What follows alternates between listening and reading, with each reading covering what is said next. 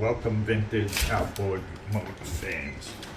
This is Johnny's Vintage. I thought I was videotaping the other day when I took this whole thing apart, cleaned it all up, and I went to pause the video and realized that I never recorded. So to bring you up to date, we took the whole coil off, took the points out, unsoldered the wires here, took all that apart, cleaned up the whole armature plate, put everything back, took the old wires off. They had some cuts in them, plus the ends weren't good, because what we're going to do is we're going to actually solder these rings. We're actually going to solder these on. We're going to put the covers back on. I'm going to put the covers back on. We're going to spread that out, the wires. We're going to screw this in, and then we're going to solder the whole joint. But that's later on. So our coil checks out good. It's very good coil. It's giving me a reading of 7,200, so that's about maybe 3,600 per side. Well, actually it fires at once. So we'll start feeding these wires around. Just be careful with this one, because this one going to get tucked right under that lip there. There we go. The only thing I don't like about this is your spring for your points here. That's right where your wires pass through. So you could see the spring, and these wires are awfully close to that spring. And on the other wire, it was the top wire. If you could see right there, this is where it came around and went right through. So you see the cut right there? There's a little cut. So I'm afraid that these wires might arc. So I got these new double insulated wires. These are very good. They're marine wires. I bought 100 feet of it. So that's the only wire I use. And we'll get these tucked in.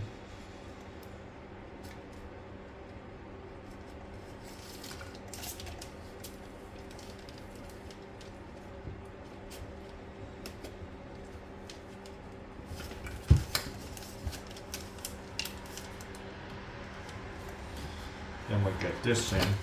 Yeah, I really wish I would have videotaped it, because I went to go to the bathroom and I went to pause it, and then I realized I wasn't recorded, so I just halted everything and just stopped. And I figured I'd continue on today, because you don't see nothing out there for the DT-10.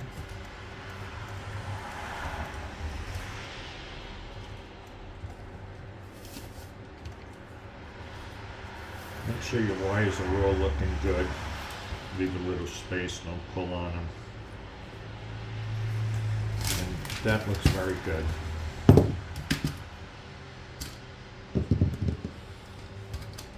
Where's our freaking bracket? There it is.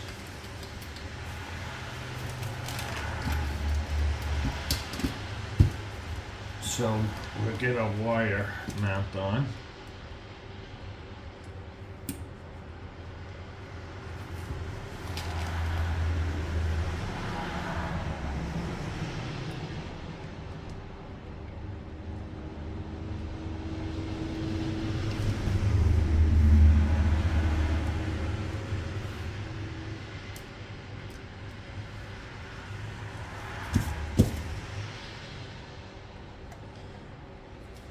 Oops.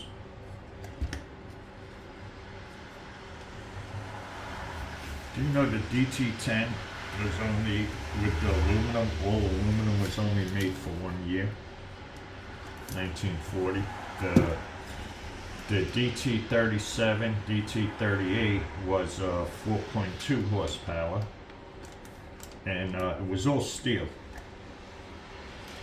And the DT-39, that became a 5 horsepower, but it still had the steel head. This one here, the DT-10, it's a pre-war motor. They're very rare, believe it or not. If you find them, they're a piece of garbage. I don't even buy them anymore. This one happened to came from that old Johnson dealership. And this motor is pretty damn freaking nice, believe it or not. And the coil pack is freaking very clean. As you can see, everything looks nice on it. The coil gives me yeah,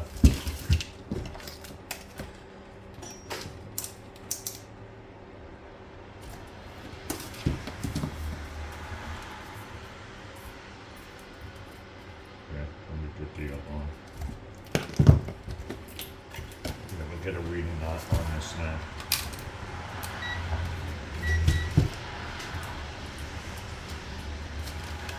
So here, if we check our, we're perfect, right at 0. So now if we come across our two coils here,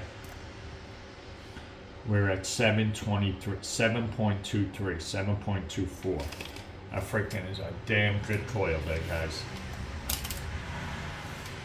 So, and the motor came out actually beautiful. These prongs here, you gotta be very careful with, because they slide right over. This here's the Magneto. You see the metal here? Those things run around. That creates everything with the spark. And make sure you clean this up very good. My oiler is touching because I put oil on it and I put the thing back on, and I did get oil around it. So the oiler is reaching. Points are set already. I threw this back on. I set the points, everything already. Took it back off to put the new wires on. So we got this baby pretty much back together. And give me 1 second. We'll get it on the motor.